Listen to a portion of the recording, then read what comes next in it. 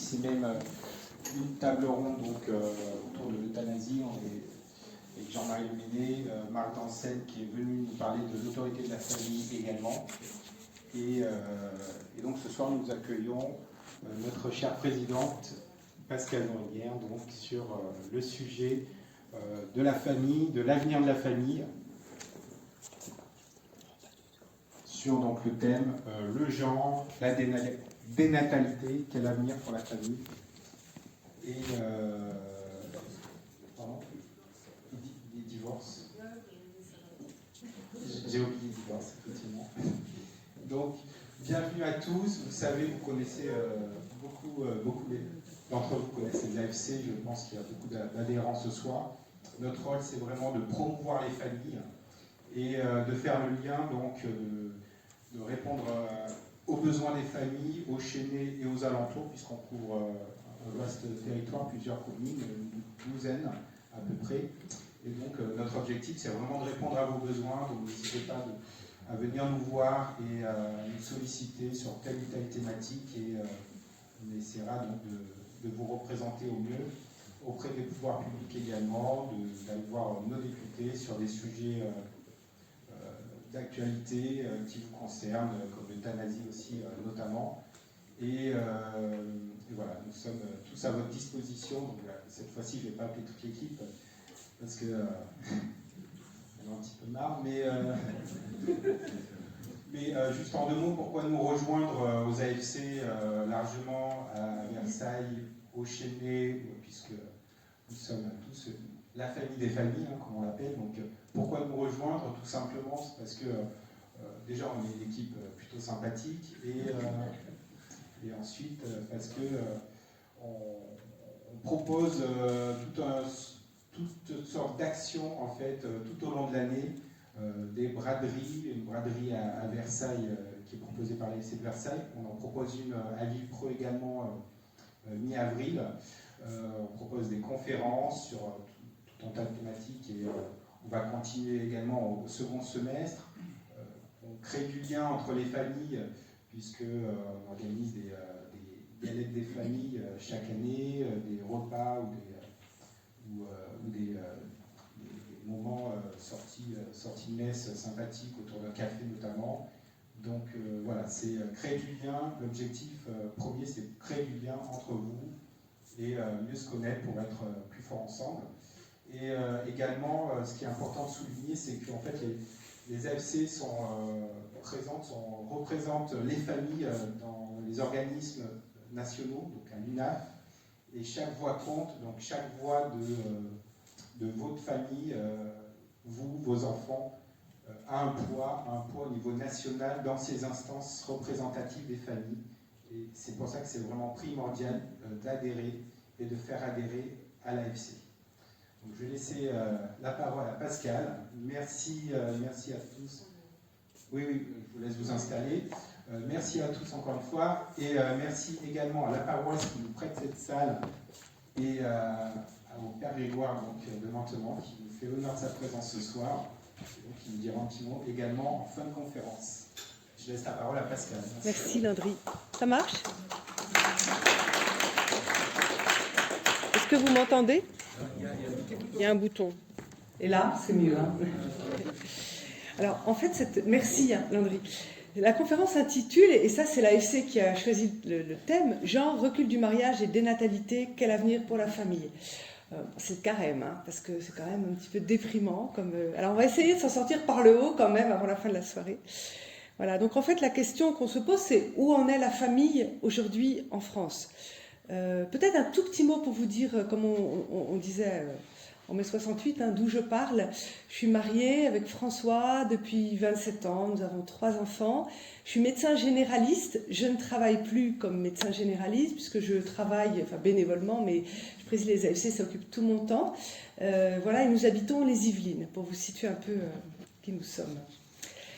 Où en est la famille aujourd'hui en France? Alors, je ne sais pas si vous avez entendu, la semaine dernière, il y a un philosophe libertaire qui s'appelle Geoffroy de la Gannerie. Je ne suis pas sûre que ce soit votre tasse de thé habituelle. Il intervenait sur France Inter à l'occasion de la sortie d'un de ses livres et il disait la famille, la parentalité ou la conjugalité produisent une quantité énorme de souffrances intimes. Et il associait la famille à la déperdition, la tristesse et l'ennui. Ça va? Vous êtes pas sur le point de vous suicider tout de suite? Non, c'est bon. Ils sont déjà, l'AFC est déjà en train de regretter de m'avoir invité. Hein, voilà, enfin, bref, ça ressemblait un peu au coup de grâce à l'heure de la désexuation. Donc ça, c'est le genre. Hein, la déconjugalité, le recul du mariage et la dénatalité. Donc, je vous propose qu'on regarde ensemble ces différents éléments autour de la famille, qui ne disent pas le tout de la famille, mais qui sont voilà, des points saillants actuels, faire un état des lieux, regarder le réel comme il est. Ensuite, d'avoir une petite réflexion sur les dynamiques qui sont en cours. Et puis, et ce sera la partie quand même la plus importante, de voir quelles sont les voies de progrès, comment on peut s'engager par rapport à tout ce que l'on constate. Alors, d'abord, un état des lieux sur la famille. Je crois que la famille subit de plein fouet la perte de sens généralisée qui submerge aujourd'hui l'Occident. Vous connaissez sans doute la philosophe conservatrice Chantal Delsol. Chantal Delsol, bien connue, oui, a publié l'année dernière un livre, en octobre 2021, qui s'appelle La fin de la chrétienté. C'est une lecture, alors pareil, le titre n'est pas très rigolo, mais c'est une lecture qui est nourrissante, c'est très bien, c'est très intéressant. Elle acte la fin de 16 siècles de rayonnement de l'Église sur la société, les mœurs, les lois occidentales. Voilà, elle dit, on a passé 16 siècles comme ça, et maintenant il y a un renversement de tout cela. Et 16 siècles, pourquoi? Parce qu'elle date le début au IVe siècle. 4e siècle, Constantin, le christianisme devient religion d'État. Et elle parle d'inversion normative. Elle dit... Aujourd'hui, comme au IVe siècle, il y a une inversion des normes qui régissent la société. Au IVe siècle, eh bien, on est passé de peut-être pas la polygamie, mais en tout cas les unions successives à la monogamie. On est passé de l'infanticide et de l'avortement à la protection de l'enfant. On est passé de l'homosexualité, qui était un mode de vie des jeunes hommes, en tout cas dans les milieux favorisés habituels, d'entrer dans la sexualité à un rejet de l'homosexualité. Et on est passé d'une valorisation du suicide. Chez les Romains, un Romain qui, digne de ce nom, se suicidait quand il se retrouvait dans une situation impossible. Tout ça, ça s'est inversé au IVe siècle, on le voit bien. Et elle dit, on a cette inversion des normes en retour. Et on le voit aujourd'hui, le divorce est banal, l'avortement voilà, fait 50 ans qu'en France, en tout cas, que c'est habituel. L'homosexualité est de plus en plus banalisé et peut-être que le suicide assisté sera légalisé dans quelques temps. Voilà, donc on a un petit peu la même chose qu'il y a 16 siècles, mais avec une différence qui n'est pas des moindres, c'est que quand les chrétiens sont arrivés dans ce monde païen, ils étaient la modernité, ils étaient le neuf, ils étaient ce qui était enviable. Et nous, pardon, hein, mais alors là, je vais vous achever, nous c'est le contraire. On apparaît comme le truc du passé, même du passif, parce qu'on est écrasé par la crise des abus, la honte, etc. Donc la situation n'est pas très joyeuse. Alors, la question du genre. La première question, celle du genre. Vous connaissez, je ne vais pas vous faire un topo sur le genre, mais quand même un petit point. Vous savez que les études de genre, les gender studies, ont investi toutes les universités. En France, j'ai noté Paris 1, Paris 7, Paris 8. Paris 8, on peut faire un doctorat en études de genre. Bordeaux-Montaigne, Lyon 2, Toulouse 2, Angers, l'école des hautes études en sciences sociales, etc. Donc les études de genre, c'est des études qui tentent à rechercher les conséquences que peut avoir pour un être humain le fait d'être d'un sexe ou de l'autre. Voilà, il y a une quantité de travaux incroyables sur ce sujet. Ça s'applique à tous les champs de la connaissance, c'est ça qui est assez étonnant. J'ai listé les sciences sociales, le droit, la psychologie, l'histoire, la littérature, la linguistique, la philosophie, les sciences de l'éducation, même la musicologie. Voilà, donc chaque année, de très nombreuses études sont publiées. Du coup, elles imprègnent complètement notre culture. Alors, pour vous faire un peu sourire, en 2018, il y a eu un article du Wall Street Journal, qui révélait l'existence de canulars dans les groupes les comités de lecture des revues qui publiaient ces études de genre. Et donc certains avaient tenté de faire passer des études complètement bidons et qui disaient des trucs, alors pour les moins graveleuses, parce que c'était un petit peu corsé ce que j'ai pu voir, par exemple, les parcs canins sont des lieux propices à la culture du viol chez les chiens. Et le comité de lecture validait, pour vous dire à quel point ces études sont marquées par l'idéologie et pas vraiment sérieuses. En tout cas, les études ont été très investies, instrumentalisées, d'abord portées par les courants féministes, de fait, et je suis une femme, mais je pense que les hommes peuvent le reconnaître, c'est quand même eu pendant des siècles, la parole des femmes n'a pas eu le poids de la parole d'un homme, et donc c'est arrivé sur un sentiment d'inégalité, et donc ça a prospéré de cette manière-là, pour après rejoindre des courants féministes beaucoup plus radicaux, et puis être utilisé par tous les mouvements LGBTQIA+, vous pouvez en rajouter, voilà. Et c'est devenu un instrument idéologique. Donc en fait, pour le genre, être de sexe masculin ou féminin n'a pas plus de sens que d'avoir les yeux bleus ou les yeux marrons. C'est pas plus, voilà, ça n'a pas plus d'importance. On distingue le sexe biologique du genre, qui est la manière dont on est éduqué, on se construit dans le champ psychosocial. Voilà, et donc on est abouti à une posture de dissociation complète entre le sexe et le genre. Les deux ont plus de lien l'un avec l'autre, jusqu'à nuire même à l'unité de la personne. Donc tout peut se choisir, et c'est ce qui se passe avec les dysphories de genre, de cette espèce d'épidémie qu'il y a chez les enfants et les adolescents, où on leur dit en fait, tu peux choisir qui tu veux être. Et dans ces moments de construction identitaire où normalement autour de la puberté et le début de l'adolescence on flotte un petit peu, rappelons-nous nos vieux souvenirs, eh bien comme il n'y a pas de parole d'adulte structurante, les enfants flottent complètement, voire la parole des adultes est parfois encourageante dans ce sens-là. Alors, un petit point de repère que je trouve intéressant à vous donner, qui me vient d'une personne qui s'appelle Marguerite Peters, qui a beaucoup étudié les questions de genre dans les congrès internationaux, l'ONU, etc. Elle dit, dans une perspective de genre, c'est une grille de lecture où les humains sont vus comme des individus, tous les mots ont leur importance, des individus qui ont d'une part un corps, d'autre part des comportements. L'un et l'autre ne sont pas reliés, ils sont complètement dissociés, et hommes et femmes sont en compétition l'un avec l'autre. Donc vous voyez l'équation individu égale corps plus comportement, hommes et femmes en compétition. Et vous voyez, si vous connaissez un tout petit peu l'anthropologie chrétienne, ça n'a juste rien à voir avec l'anthropologie chrétienne. D'abord, on ne parle pas d'individu, on parle de personnes, on souligne l'unicité de chacun et la vocation de chacun. De personnes qui sont dans une unité. Alors si on prend les catégories, la philosophie grecque, sont corps, cœur et âme, ou bien on dit chair et esprit, si on prend les catégories plus bibliques, je parle sous votre contrôle, Père. En tout cas, on parle beaucoup d'unité. Tout ça est relié, tout ça est interdépendant. Et hommes et femmes sont en communion l'un avec l'autre, l'un pour l'autre, sont appelés à se donner l'un envers l'autre. Donc vous voyez que ces deux équations, elles ne sont pas réductibles l'une à l'autre. Parce que parfois, et je pense en particulier pour les femmes, la question du genre peut être de dire, bah oui, c'est vrai, ça peut être une tentation de dire c'est une bonne lecture de la personne humaine à cause de la différence qu'il peut y avoir encore entre les sexes. Mais derrière tout ça, il y a aussi cette idéologie qui fait qu'on ne voit pas la personne humaine de la même manière. Alors, donc, le recul de la foi entraîne un recul de compréhension de l'être humain.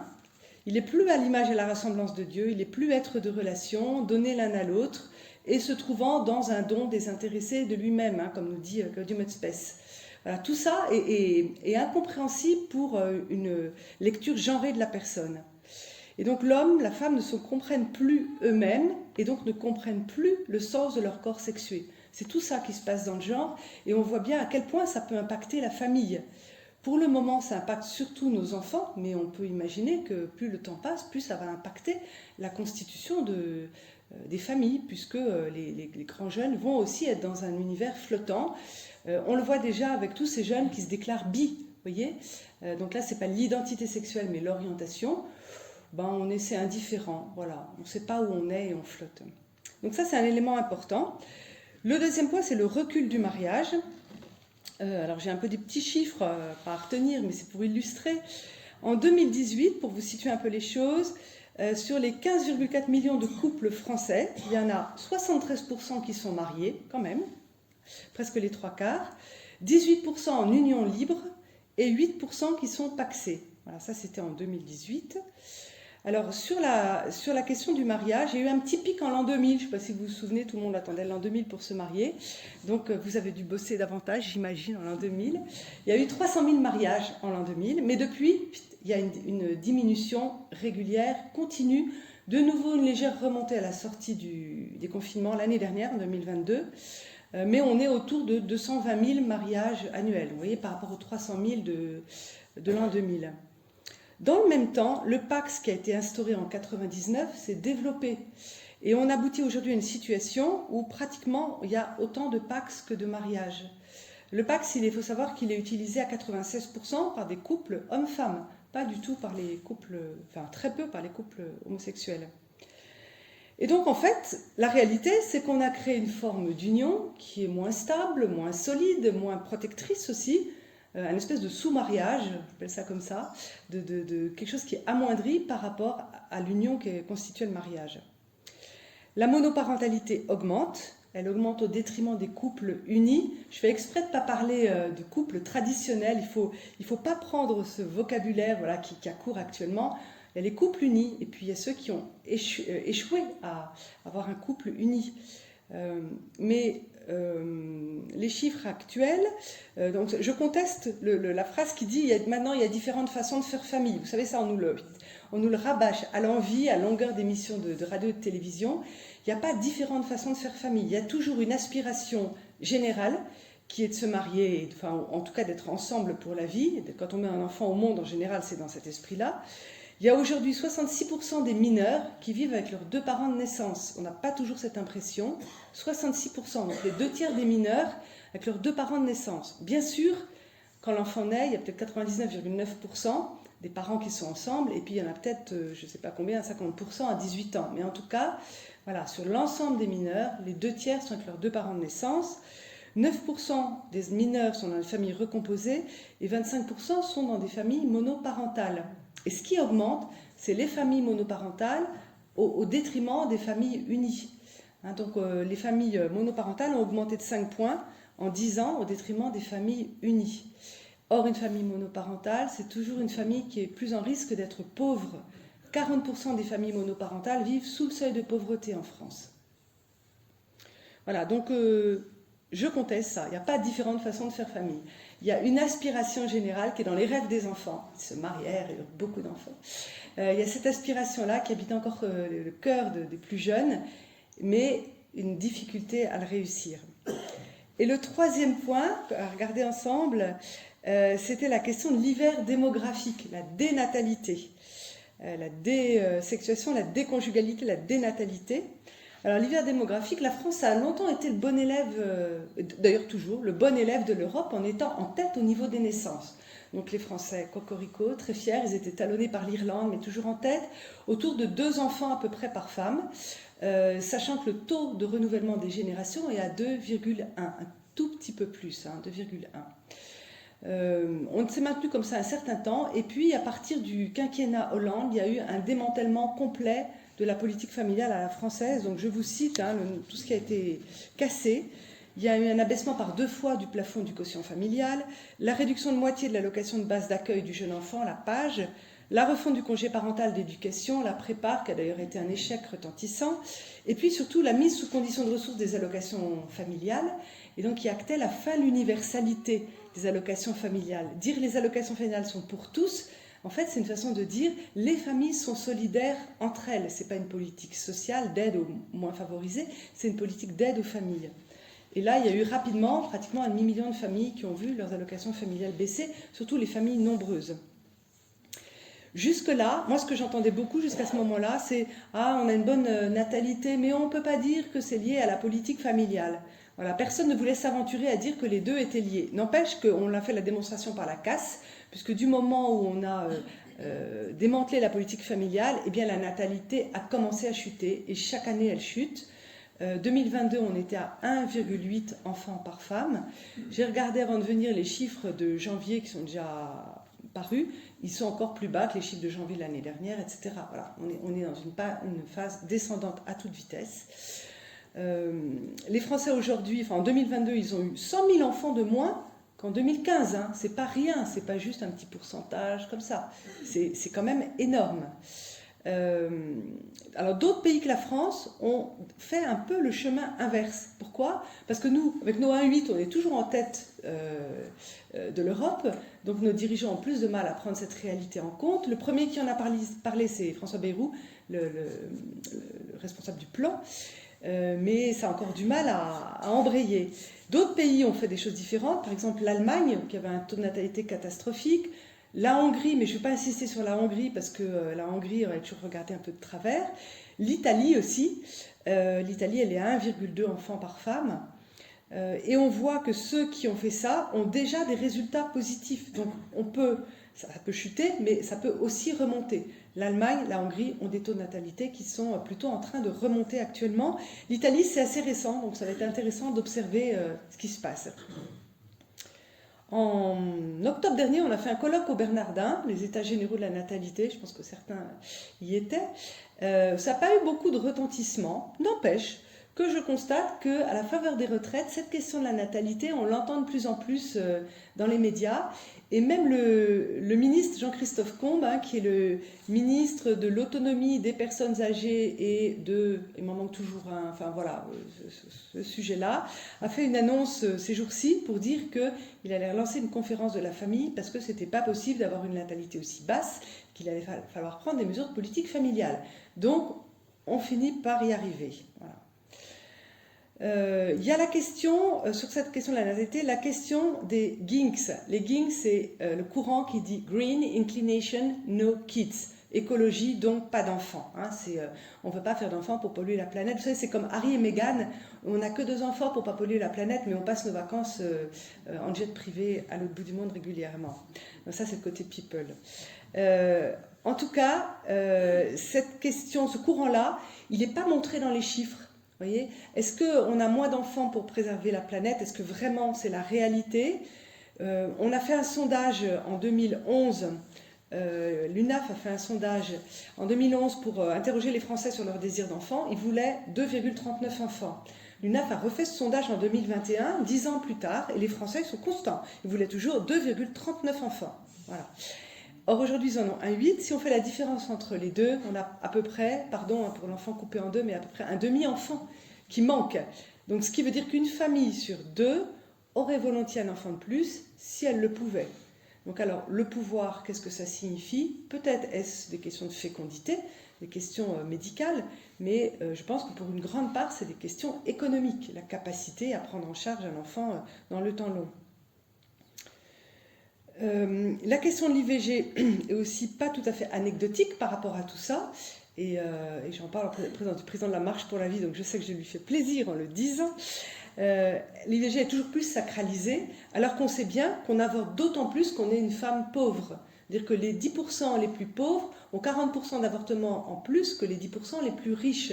Voyez, donc il y a une corrélation entre le niveau socio-économique et le recours à l'IVG. Et ça, c'est...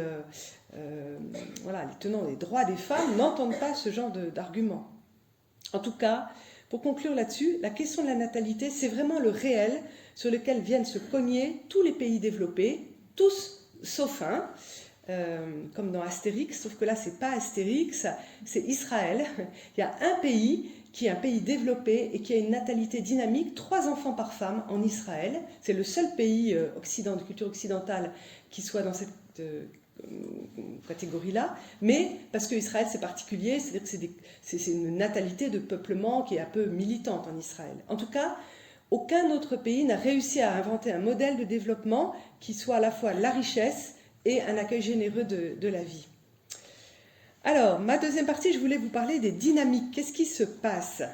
Qu'est-ce qui se passe pour qu'on en soit arrivé là? Alors, il me semble que il y a un combat de ce qu'on appelle maintenant la post-modernité, depuis le désenchantement du monde, dont parle Max Weber, c'est-à-dire le recul de toutes les spiritualités, ce monde qui est livré à la technique, eh bien, on parle de monde post-moderne.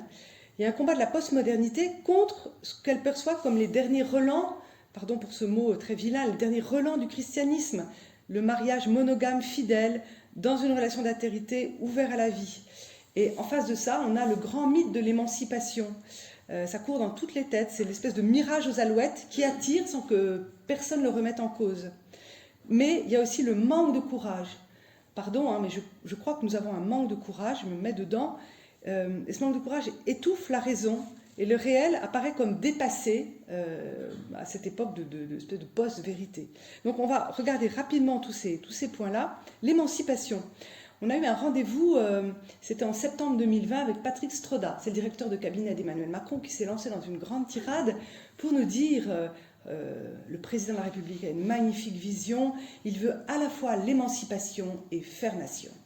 Et alors, comme je suis un peu insolente, je lui dis, monsieur, il dit une chose et son contraire quand même, le président de la République. Dans la même phrase, c'est deux choses qui ne vont pas du tout ensemble.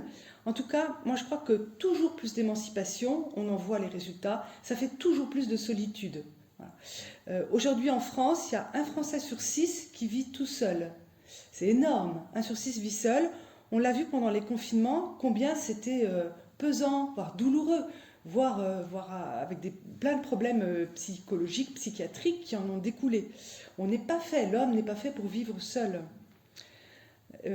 La famille, c'est le premier amortisseur social. C'est elle qui permet la solidarité dans une génération, entre les générations, voilà, pour soutenir les uns les autres dans les épreuves de la vie. C'est la réponse à l'épidémie de solitude dont parle le pape François. Et l'émancipation, par contre, c'est un truc pour les bien portants, qui gagnent bien leur vie, voilà, qui ne sont solidaires de personne. C'est une aspiration des riches et des forts. C'est une aspiration qui exclut toutes les personnes malades, handicapées, fragilisées, âgées, en difficulté sociale, ou même les personnes qui sont solidaires des autres. Quand on a dans sa famille quelqu'un qui est dépendant de nous, eh bien, l'émancipation, ça veut juste rien dire. Voilà, les aidants familiaux. En tout cas, je ne sais pas vous, mais moi, ce n'est pas la société à laquelle j'aspire. J'aspire à une société solidaire, où voilà, pas une société du plus fort, une société de la solidarité mutuelle. L'émancipation, c'est aussi l'incarnation de l'acception moderne de la liberté. Faire ce que je veux, comme je veux, quand je veux. Voilà. Avec mon mari, on est responsable de la préparation de mariage dans notre paroisse. Et on pose toujours cette question aux jeunes qu'on reçoit. Alors, c'est quoi la liberté? On a toujours cette réponse-là, et je pense, Père, que vous l'entendez aussi. Ah ben, la liberté, c'est faire ce que je veux, en étant en accord avec moi-même. Enfin, c'est toujours moi, je, mais... et donc, tout l'enjeu, c'est de leur montrer que la liberté, c'est de faire ce qui est bon, ce qui est bien, et de le faire parce qu'on sait qu'il y a quelque chose de meilleur qui va en découler. C'est de choisir ce meilleur librement, et c'est là que réside la liberté. Voilà, donc l'émancipation, en tout cas, je crois que ça court dans toutes les têtes. Hein. Nos jeunes, ils sont vraiment dans cet état d'esprit d'émancipation. Je suis frappée par le nombre de jeunes chrétiens qui, quand ils se marient, disent à leurs parents, eh bien, non, on invite mes amis. Voilà, les parents, vos amis à vous, ça ne m'intéresse pas, et puis la tante Gudule non plus. Voilà, c'est... Et cette idée de solidarité, on fait partie d'un réseau, voilà, a été exfiltrée. Ensuite, je voulais vous parler du réel. Il me semble que le réel, c'est la condition pour accéder à la vérité. Le réel n'est pas le tout de la vérité, bien sûr, hein, mais c'est une des conditions. Et je crois que ce qui aide à faire disparaître le réel, c'est la distorsion systématique du langage. Vous vous souvenez peut-être de l'illustration de l'affiche du planning familial. Il y a quelques mois, on voyait un soi-disant homme enceint. Vous vous souvenez peut-être, si vous avez vu ça. Voilà. Et donc le planning s'est rebiffé en disant que, bien sûr, qu'un homme pouvait être enceint. Mais c'est aussi la relecture systématique de l'histoire, avec une distorsion, puisqu'on applique à une période passée les dogmes de notre époque. Donc on fait une relecture. Le dernier exemple en date, je trouve, c'est l'histoire de Jean-Paul II, qui est accusé d'avoir... voilà. Alors que, quand il était archevêque de Cracovie, personne ne savait à quel point les abus sur les enfants étaient catastrophiques pour les enfants. Personne. Je peux vous dire, étant médecin, moi j'ai fait un signalement au procureur dans les années 90, vers la fin des années 90, pour une jeune fille qui était abusée par ses frères. Eh bien, il y a eu un non-lieu. Il y a eu un non-lieu, parce qu'encore dans les années 90, en France, il y avait toutes les preuves qu'on voulait, la justice disait, non, il n'y a rien à faire. Voilà. Donc, on relie le passé avec les lunettes d'aujourd'hui.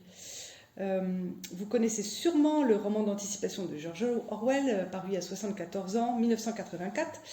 Et il cherchait à montrer comment un régime totalitaire modifie le langage pour manipuler les masses. Il essayait de nous prévenir contre les dangers, non pas du prêt à penser, mais du prêt à parler. Hein, ces éléments de langage qu'on répète en boucle. Eh bien, on est vraiment là-dedans. Plus récemment, un tweet de l'ADMD. L'ADMD, vous savez, c'est l'Association pour le droit de mourir dans la dignité qui milite pour l'euthanasie. De cette semaine, lundi dernier, lénifiant ce tweet. Euthanasie. Il ne s'agit nullement de tuer, mais de poser un geste d'amour envers l'humain en souffrance, d'accompagner vers le dernier cap. Vous voyez, exemple de manipulation du langage. Et ça, répéter, répéter, répéter, finit par rentrer dans les têtes.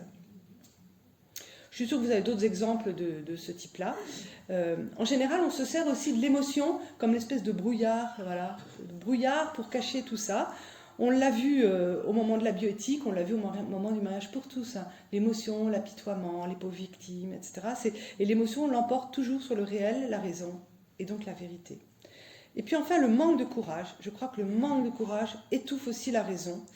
Moi, j'aime beaucoup Peggy, et Peggy dit, peut-être une citation que vous connaissez, « Il faut toujours dire ce que l'on voit, mais ce qui est plus difficile, il faut voir ce que l'on voit. » Voilà, il faut voir ce que l'on voit.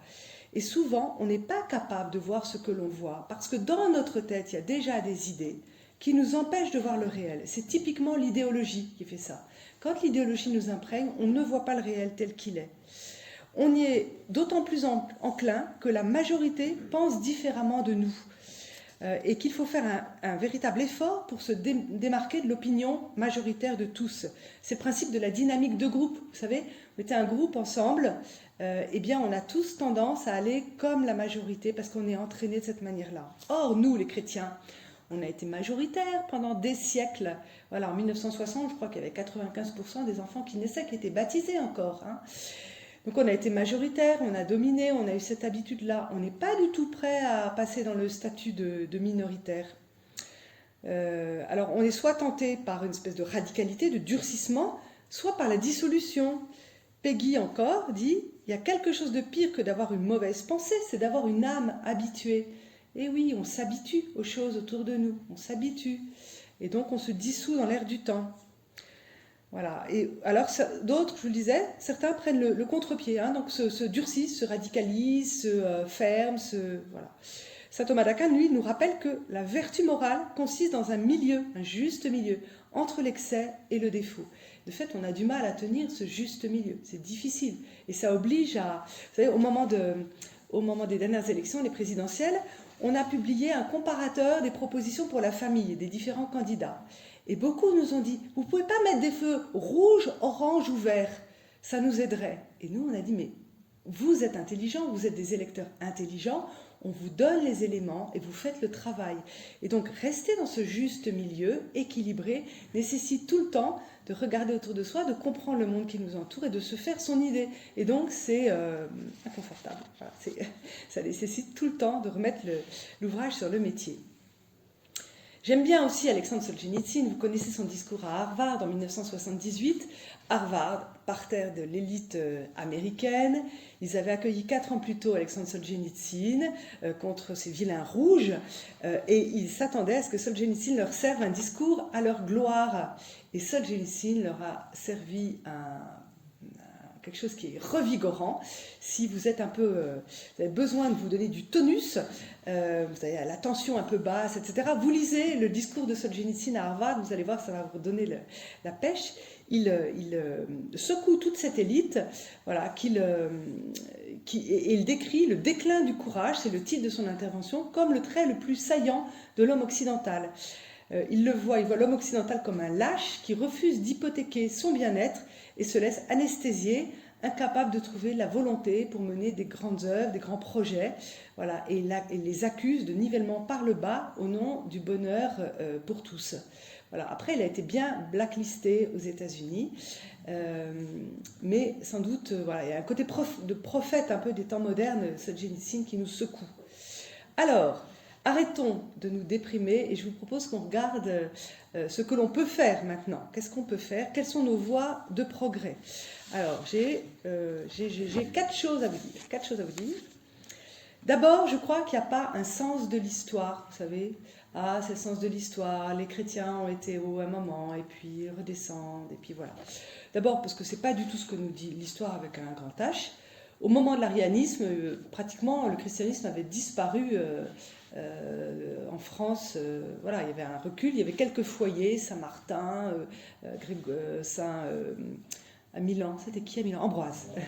Ambroise à Milan, quelques-uns comme ça qui tenaient bon, une petite minorité. Et puis de nouveau, le christianisme a refleuri. Et si vous tapez dans votre barre Google évolution du christianisme au fil du temps, vous allez voir une petite vidéo qui montre l'expansion à partir de l'an 33, une petite tache rose en Galilée, et puis ça grandit à travers le monde. Tout d'un coup, ça finit par passer l'océan Atlantique, par se répandre, et puis il y a des moments où ça régresse complètement dans certaines régions du monde. C'est le cas dans toute l'Afrique du Nord, par exemple. Voilà. Et puis ça repart ailleurs. Donc, c'est pas parce qu'on a le nez dans le guidon et sur le dessin de la tapisserie et qu'on ne voit que les points noirs de la tapisserie que c'est la réalité de l'ensemble du monde. Le christianisme se développe encore aujourd'hui dans le monde. Pas de sens de l'histoire. Vous connaissez peut-être une citation de Benoît XVI de 2009. Benoît XVI était dans l'avion qui l'emmenait à Prague et on lui dit « La République tchèque est un pays très sécularisé dans lequel l'Église catholique représente une minorité. Dans cette situation, comment l'Église peut-elle contribuer effectivement au bien commun du pays ?» Et Benoît XVI répond « Je dirais que normalement, ce sont les minorités créatives, Saint-Martin, Saint-Ambroise, ce sont les minorités créatives qui déterminent l'avenir. Et en ce sens, l'Église catholique doit se sentir comme une minorité créative qui possède un héritage de valeurs qui ne sont pas les choses du passé, mais qui sont une réalité très vivante et actuelle. Voilà. Il faudrait qu'on soit persuadés tous de ça, que l'AFC du Chesnay, c'est une minorité créative qui détermine l'avenir ici au Chesnay, en tout cas qui détermine l'avenir pour des familles qui sont impactées par et dont la vie change grâce à l'AFC, parce que les parents vont au chantier éducation, parce qu'il y a des conférences qui les aident, parce que voilà. Et chacune de nos familles est l'une de ces minorités créatives. Il faut qu'on en soit persuadé. C'est pas une chose du passé, c'est quelque chose qui bénéficie de l'héritage, mais qui est une réalité vivante et actuelle, nous dit Benoît XVI. En tout cas, cette perte d'influence de l'Église dans le champ social, politique, culturel nous trouble parce que nous tous ici, voilà, on est tous d'un âge plutôt mûr, sauf les jeunes du bureau de l'AFC, mais sinon, voilà, c'est nous qui éprouvons la perte, vous voyez, on l'éprouve la perte parce qu'on a grandi dans un monde qui n'était pas comme ça, et donc c'est beaucoup plus difficile. Et on est tenté par le retour en arrière, j'entends beaucoup les mots qui commencent par « re ». Revenir, refaire, retrouver, reconstruire, re. J'en peux plus de ce préfixe re. Parce qu'en fait, il n'y a pas de sens de l'histoire, mais l'histoire ne repasse pas non plus les plats, elle ne revient pas en arrière, ça n'arrive jamais. Il n'y a jamais du re, mais il y a toujours du neuf, à condition qu'il y ait des hommes et des femmes qui bâtissent ce neuf. Voilà, donc c'est le tout neuf qu'il faut que nous inventions, et en particulier pour la famille. Dans le même échange là, de Benoît XVI avec un journaliste, il disait que nous avons deux lieux de possibilité d'agir en matière d'éducation et puis dans le champ de la charité. Voilà. Et de fait, les catholiques, on a encore beaucoup de possibilités dans ces deux champs-là. Deuxième chose que je veux vous dire sur les voies de progrès possibles, eh bien, j'ai envie de vous dire, rentrez chez vous et prenez soin de votre famille. La première des choses que nous avons à faire, c'est de prendre soin les uns des autres avec nos proches. On a vu, avec les confinements, à quel point la famille est la structure de base la plus intime et la plus solide de la société. Rappelez-vous, tout avait disparu, la mère s'était retirée, on était à l'os. Et à l'os, qu'est-ce qu'il y avait ? Il y avait les familles qui faisaient le lieu du travail, le lieu de l'école, le lieu de la cantine, le lieu du restaurant scolaire, le lieu de la solidarité avec les plus fragiles, les plus âgés, etc. etc. Les soins aussi, puisqu'on essayait de ne pas confier les personnes malades aux hôpitaux où ça ne se passait pas très bien. Voilà, donc là, les familles ont assuré tout ça. Moi, je trouve ça incroyable qu'à la fin des confinements, aucun politique n'en ait tiré de leçons. Vous voyez, au moment de la présidentielle, j'attendais quand même des prises de parole sur la famille un peu fortes. On a juste entendu parler, entre autres dans le débat de l'entre-deux tours, juste entendu parler de la monoparentalité qu'il fallait compenser. Même pas prévenir, mais compenser. Voilà, donc c'est un peu dramatique. Donc je vous disais, notre premier engagement, je crois que c'est auprès de notre conjoint. Le premier cadeau pour nos enfants, quand vous demandez qu'est-ce que je vais offrir à petit chéri, etc., eh bien, en fait, ce que vous pourriez lui offrir, c'est une petite retraite avec votre conjoint. Parce que prendre soin de votre amour à tous les deux, voilà, c'est le meilleur pour les enfants. C'est ça qui leur fait le plus de bien. Mais aussi, bien sûr, hein, dans notre famille, c'est soigner l'éducation des enfants, être attentif aux écoles, choisir la bonne école, choisir les tiers-lieux éducatifs, scoutisme et autres, les cercles de relations, voilà, l'éduquer aux réseaux sociaux, voilà, il y a tout ça, tout ce grand champ éducatif très important, mais je dirais sans crispation, parce qu'on a un peu envie de se crisper là, comme on sent qu'on est dans un monde un peu mouvant, sans crispation, et puis en conjuguant et l'amour et l'autorité. Vous savez, l'autorité sans amour, ben ça fait des rebelles, voilà, quand il n'y a que de l'autorité. Mais l'amour sans autorité, ça fait des jeunes qui n'ont pas de structure, qui ne sont pas limités, qui cherchent toujours les limites plus loin. Amour et autorité. En tout cas, je crois qu'on ne peut pas s'engager en famille sans déjà mettre nos paroles en acte dans notre propre famille. Alors la famille, on n'a pas parlé de ça, mais la question aussi assez prégnante actuellement, c'est quoi une famille finalement ? Voilà, et quand on rencontre des élus, c'est une des questions, parce que du coup, ils ne parlent plus de la famille, parce que c'est tellement difficile de dire qu'est-ce que c'est qu'une famille. Moi, j'aime bien ce que dit la doctrine sociale de l'Église. La famille, c'est une communauté de vie et d'amour. Donc c'est intéressant ça, on commence en disant c'est une communauté de vie et d'amour, fondée sur le mariage entre un homme et une femme, ouverte à la vie, éducatrice de ses membres, cellule de base de la société. Voilà, il y a tout ça qui est dit. Mais ça commence par communauté de vie et d'amour. Et je trouve que c'est inclusif. Alors que, et pardon parce que moi je l'ai crié dans les rues de Paris un certain nombre de fois, papa, maman, pas mieux pour les enfants. Mais quand on commence à dire qui fait partie de la famille, eh bien on entend en creux qui ne fait pas partie de la famille, vous voyez. Et beaucoup en ont souffert. Donc je pense que c'est important d'insister sur cette communauté de vie et d'amour. Quand on dit c'est papa, maman et les enfants, où sont les grands-parents ? Où est leur place ? Où est cette tante qui n'a pas pu se marier ? Où est le cousin veuf ou bien celui qui est resté célibataire ? On pense qu'il est sans doute homosexuel, mais on n'ose pas trop en parler en famille. C'est où leur place en fait ? Voyez ? Et donc avoir dans notre tête que la famille c'est une communauté de vie et d'amour, ce qu'il a nous solidement c'est le mariage, hein, c'est le mariage. Mais il y a quelque chose de plus large qui respire plus large que de dire qui en est, qui en est pas. Voilà, en tout cas, je crois que l'État ne peut pas tout. Régulièrement, il y a des politiques qui nous disent ça, mais l'État ne peut pas tout. Et souvent, on attend beaucoup, on demande tout le temps des choses à l'État. Mais les familles peuvent déjà, elles, beaucoup, entrer dans la solidarité entre les générations. Troisième chose que je voulais vous dire, c'est avoir un foyer ouvert. On est une famille catholique, ça rayonne. Vous connaissez peut-être la citation de Gide dans Les nourritures terrestres, terrible citation, « Famille, je vous hais, foyer clos, porte refermée, possession jalouse du bonheur ». Quelle claque pour nous. Ça veut dire que Gide, il s'est trouvé face à des familles, enfin en tout cas c'est ce qu'il a ressenti, qui vivaient leur bonheur, des familles qui vivaient leur bonheur pour elles-mêmes de manière refermée. Nous avons à élargir les piquets de notre tente, hein, comme dit le psaume. Voilà, il faut que ça respire large, être bousculé. Je crois qu'une famille catho, c'est une famille qui accueille sans compter, c'est-à-dire sans donnant. Alors, je lui ai fait une conduite pour les scouts et donc elle me doit une conduite. Vous voyez, on fait tout ça, hein, les mamans. Moi, la première. Voilà, il faut arrêter avec ces conditions. J'ai fait ça, il pourrait faire ça. Mais non, un catho, il a un peu poire, quoi. Je suis désolée, c'est comme ça, il a un peu poire. Donc on donne généreusement, on échange des conduites, des services, etc. Une famille catho, c'est une famille qui va trouver des solutions pour les autres familles, qui est attentive, ce couple d'amis, on les sent pas trop, là. Plutôt que de clabauder dans leur dos, ça a bien marché chez eux, ben, on leur ouvre la porte chez nous, on les reçoit, on passe un week-end, on passe une soirée avec eux, on les écoute, on essaie de leur apporter quelque chose. Voilà, c'est une famille qui va passer des vacances avec la belle-sœur casse-pied, mais la belle-sœur casse-pied, la vie n'est pas drôle pour elle, on la supporte. C'est une famille qui va se dire, tiens, le petit des untel qui est handicapé, là, ça serait sympa pour la maman qu'on l'invite à jouer avec nos enfants. Vous voyez, c'est tout ça, c'est ces réflexes-là. Voilà. En tout cas, c'est une famille qui comprend que la vie n'est pas simple pour les autres, qui peut se décentrer avec humour, et en tout cas qui vit la miséricorde en acte. Voilà. je pense en particulier aux sorties d'école. Il y a des jeunes mamans ici.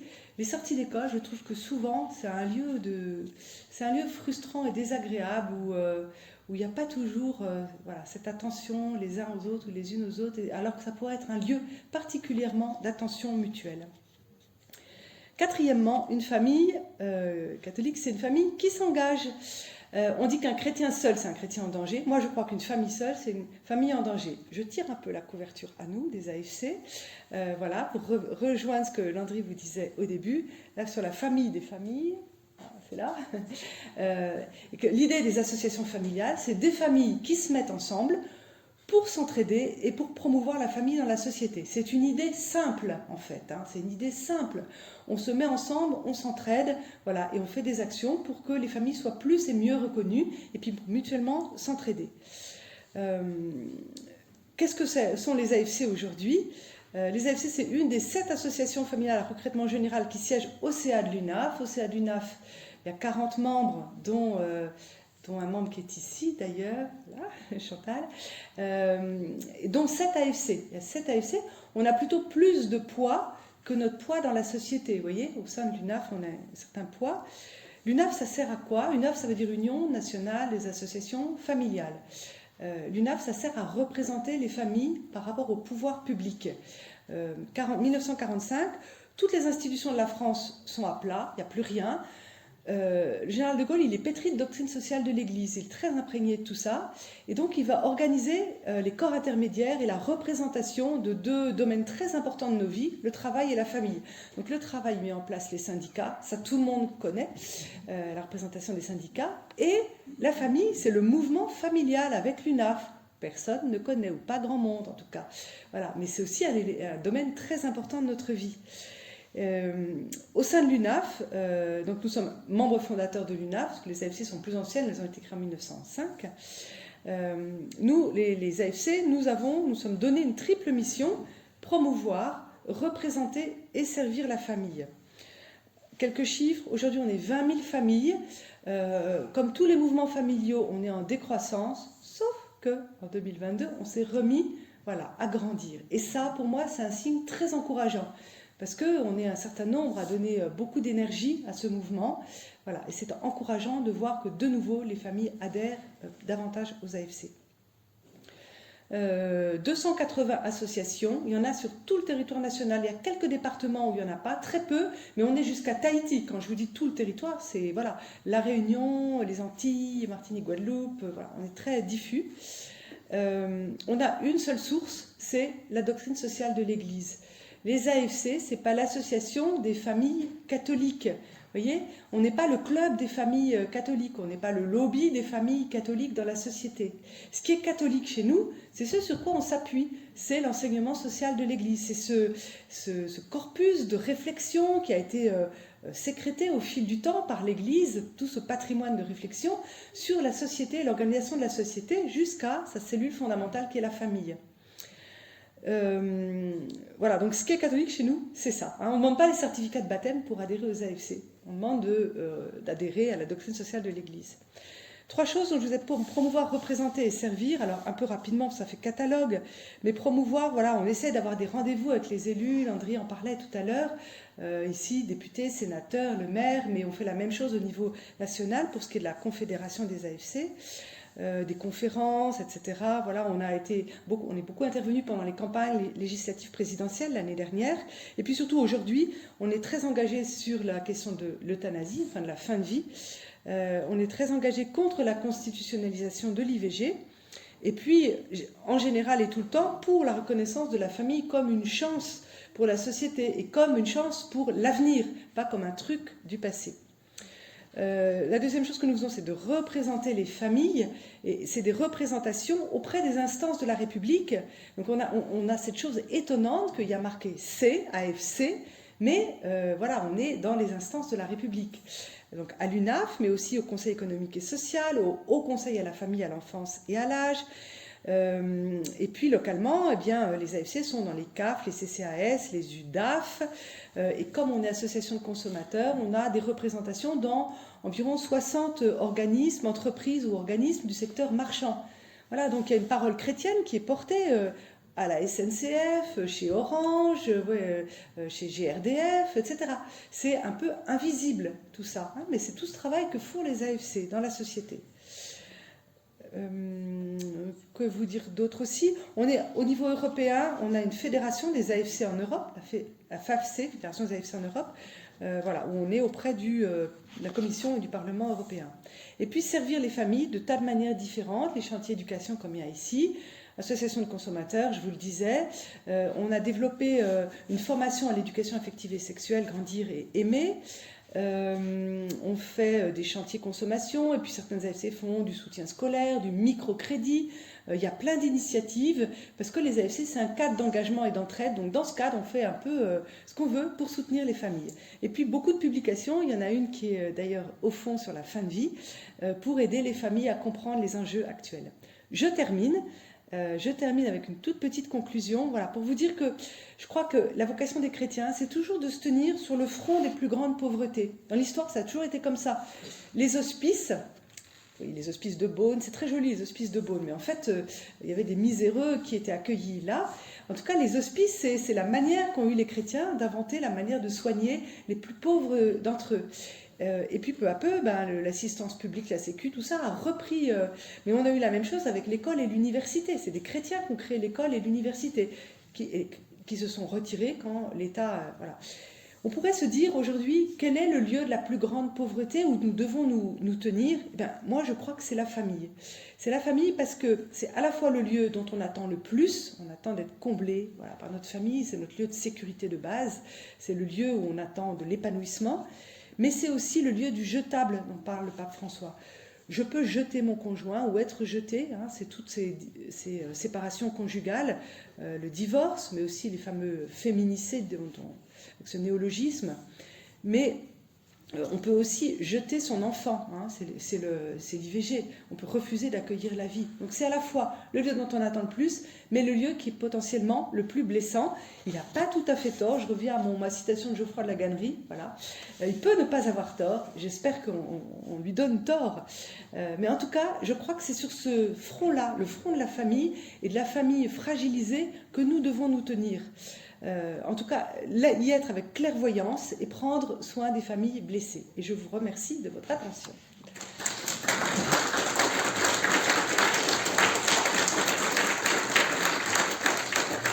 Et si vous avez des questions, on peut discuter.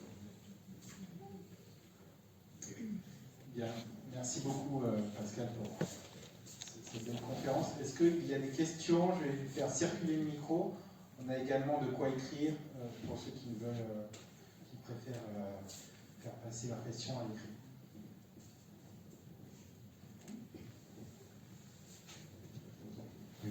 Merci pour ces informations très intéressantes. Est-ce qu'il y a un point qui n'est pas important justement pour lutter contre cette emprise et cette destruction de la société et de la famille? C'est déjà identifier quelles sont les causes et qui propagent justement toutes ces mauvaises valeurs. Je peux prendre un certain nombre d'exemples. Si on revient 5 ans en arrière, les dirigeants européens qu'on avait, il y avait Angela Merkel, pas d'enfant, Macron, pas d'enfant, Theresa May au Royaume-Uni, pas d'enfant, le président du Conseil italien, pas d'enfant non plus. Donc déjà, vous bâtissez une Europe où on n'a pas déjà des dirigeants qui sont capables de propager un modèle. Ensuite, maintenant, vous voyez des valeurs, on s'attaque aux jeunes à l'école, et c'est eux qu'il faut protéger en premier, en insufflant des trucs avec des drag queens, en allant voir des petits-enfants et en leur propageant des valeurs de genre et tout ça. Après, ça va encore plus. Tenez, au Channel, il y a quelques mois, il y avait une affiche Walt Disney où je voyais Malik Ousekine. C'était donc encore des histoires de pseudo-racisme qui n'ont rien à faire ici. Je vois également les Chippendales, donc des stripteaseurs, donc ça c'est Walt Disney.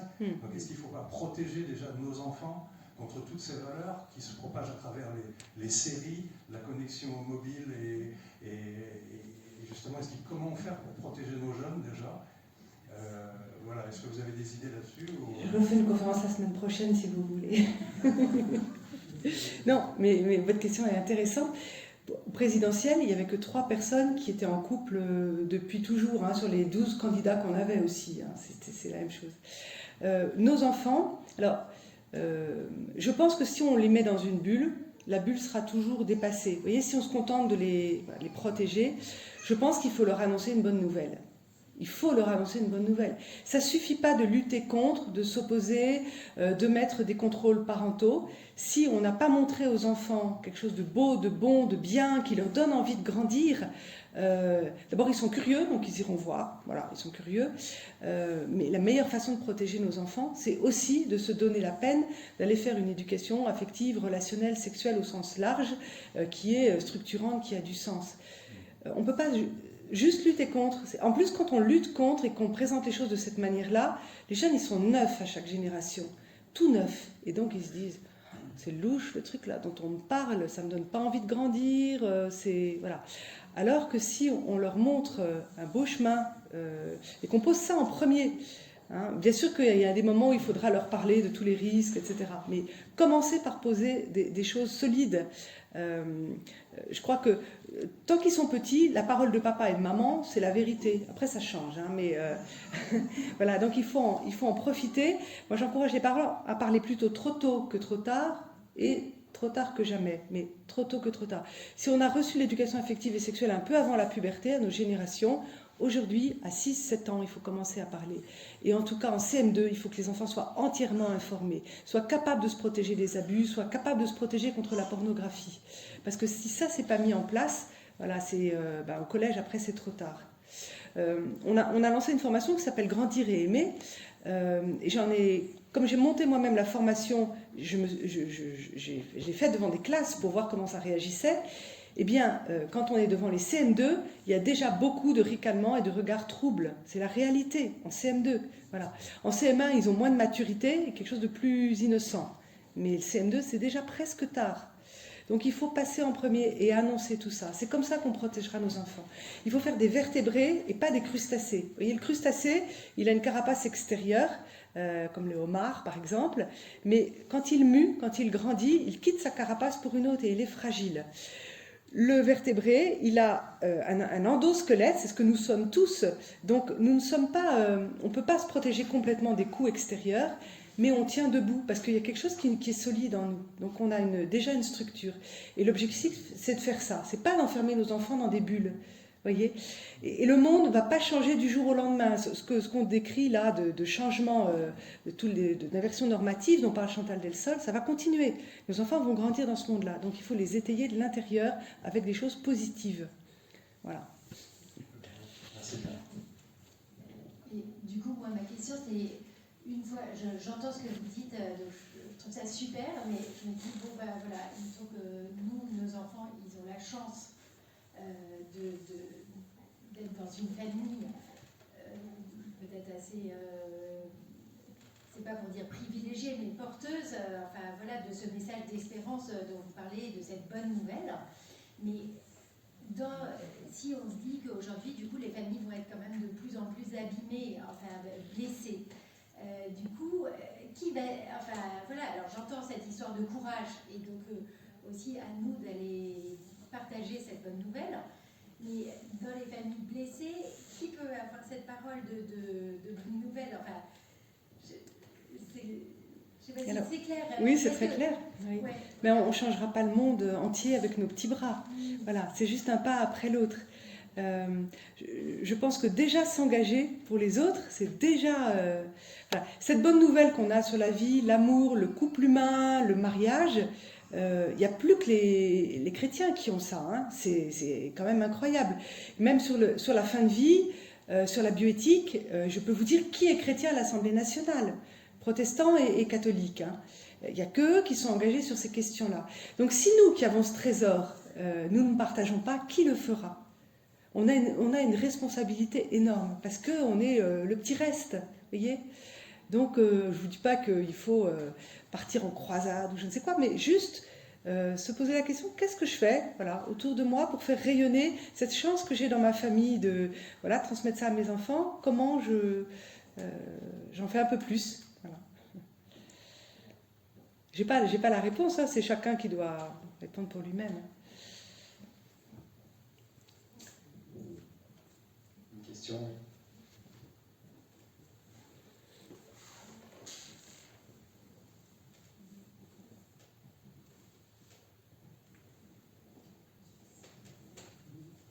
Un grand merci madame de votre exposé très clair et on est toujours très heureux de vous écouter, de vous lire aussi, donc un grand merci de venir jusqu'au chez ce soir.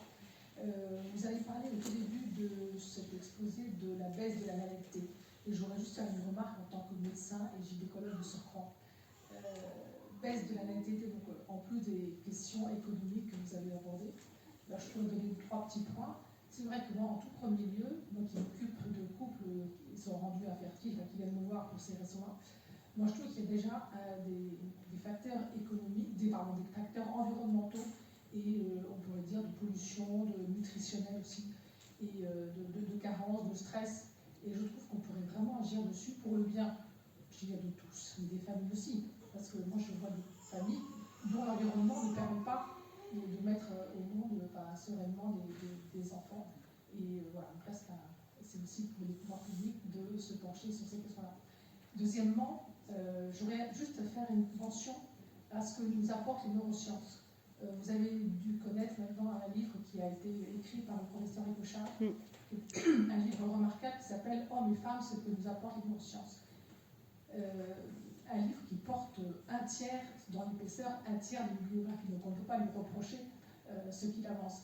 Et pour prendre un tout petit exemple, il s'est rendu compte quand même que toute une génération maintenant, sur 2 générations aussi, de femmes qui commencent à prendre la pilule très tôt, dès 14-15 ans, et bien du coup, retire cette période de cycle un peu irrégulière ou d'installation de la mise en place des cycles féminins qui vraiment est propre à la femme, et n'ayant plus ces cycles, l'instauration de ces cycles, eh bien il n'y a plus l'instauration aussi de l'imprégnation oestrogénique qui va faire que la femme va devenir féminine dans son beau côté, quoi. Et aussi un appel à la maternité qui ne se développe plus. Et moi je suis frappée en consultation, comme maintenant de plus en plus, je vois des femmes qui me disent « Ah non, non, non, moi je veux pas d'enfant, ah non, non, non, c'est terminé », en plus des questions économiques qu'on peut voir. Mais là, elles n'ont pas d'enfant et il n'est pas prévu qu'elles en aient. Et le conjoint non plus. Alors évidemment, il y a des questions écologiques et tout ça, mais ça ne fait pas tout.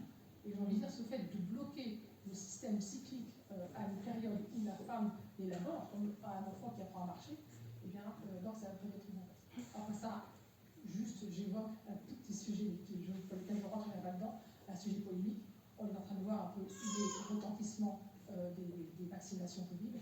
On se rend compte qu'on est aussi dans les séries, 9 mois après, on a des baisses de natalité qui ont suivi une vaccination. Je ne veux pas en dire plus parce que je sais que c'est un sujet polémique pour tout le monde. Merci. Merci à vous. Merci.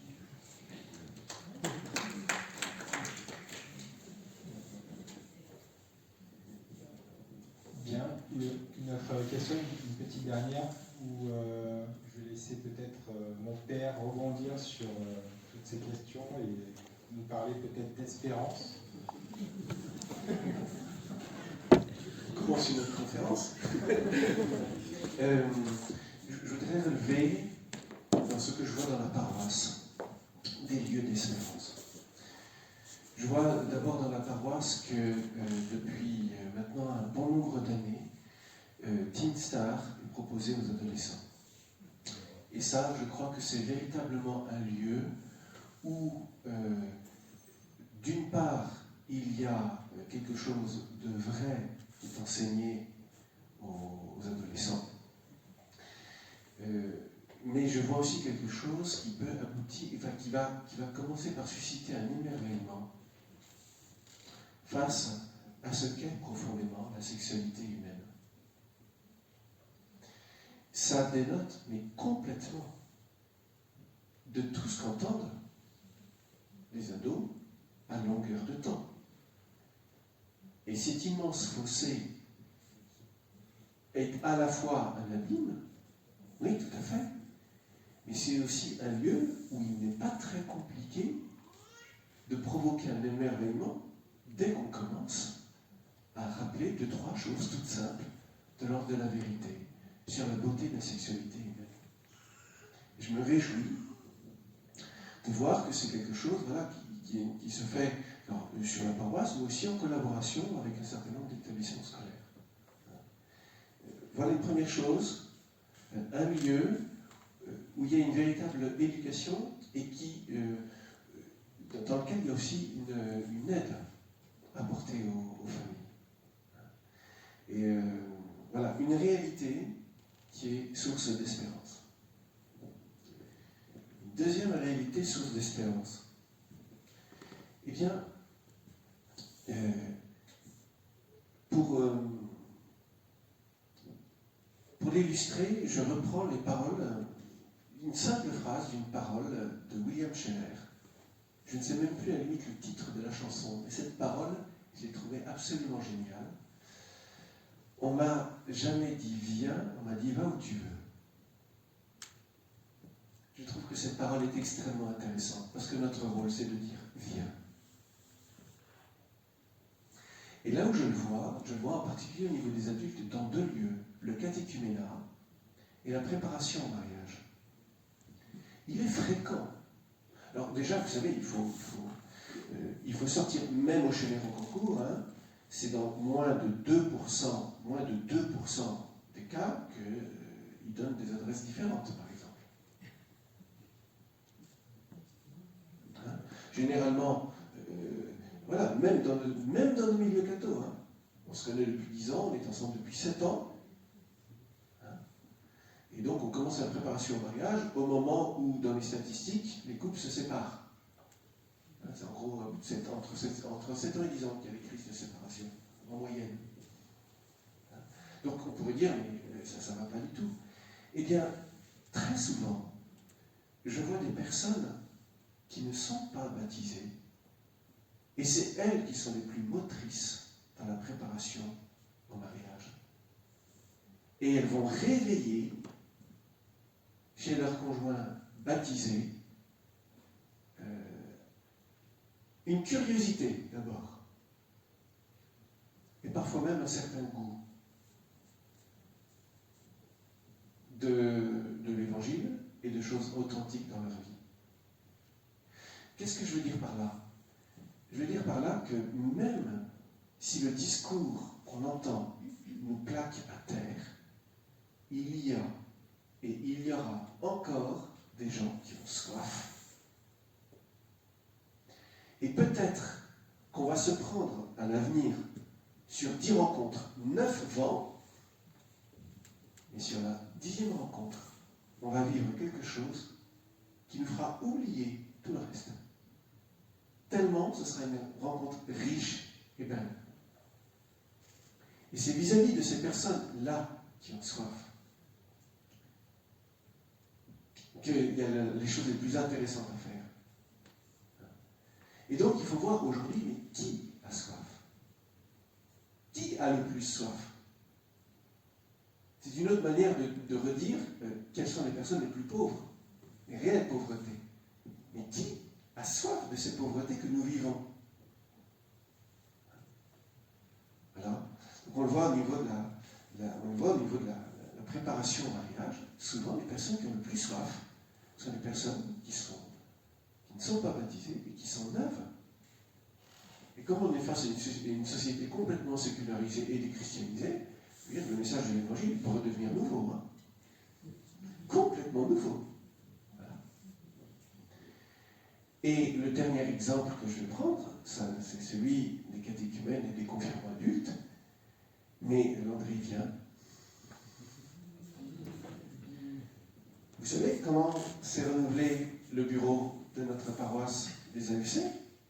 Grâce à un confirmant adulte. Bravo. Voilà. Tu as vécu quelque chose au niveau de la préparation de ta confirmation qui se traduit aujourd'hui par un engagement que tu prends qui, avec une équipe rajeunie, donne une nouvelle vitalité à l'AUC du Chenet. Mais on est dans le mille de notre sujet. On est dans le mille parce que tu avais soif. Parce que tu as cheminé et parce que maintenant tu es capable de t'engager. Ça, c'est source d'espérance. Vous voyez? Y compris pour notre AUC local. Parce qu'on en a parlé pendant 2 ans, hein, le renouvellement, hein, Jean-Charles, vous en êtes témoin. On en a parlé pendant 2 ans d'arriver à renouveler notre AFC. Et puis c'est venu, voilà, de toi qui as vécu un renouveau, un approfondissement de ta foi. Voilà. Donc il faut que nous apprenions, si nous voulons cultiver cette espérance, il faut que nous apprenions à repérer ceux qui autour de nous ont soif de ce que l'Évangile et l'Église proposent. Il y en a. Il y en a. Et ensuite, effectivement, on se rend bien compte que c'est au moins le travail d'une génération tout entière. Bon, ben faisons des petits pas. Voilà. Voilà ce que je voulais vous dire, et qui est source d'espérance, à mon avis.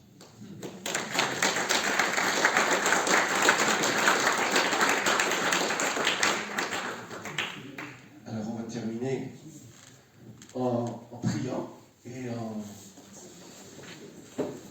remettant tout entre celui qui est la source de notre espérance. Vous savez, l'espérance, ce n'est pas simplement une vertu humaine, c'est une vertu théologale, c'est Dieu lui-même qui se charge de l'alimenter en nous.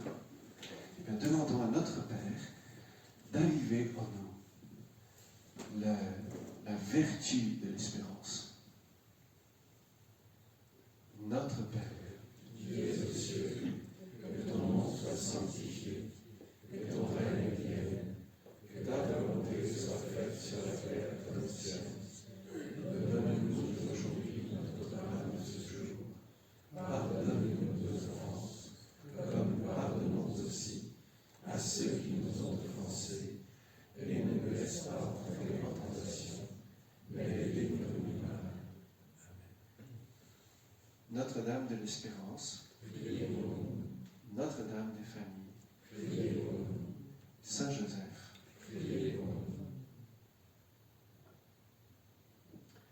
au nom du Père, du Fils et du Saint-Esprit. Bien, merci à tous. Merci encore une fois à Pascal Moïnière et à vous tous. Nous allons continuer les échanges autour d'un pot convivial et vous avez toute la documentation à votre disposition, donc juste à l'entrée de la salle. Voilà, merci à tous.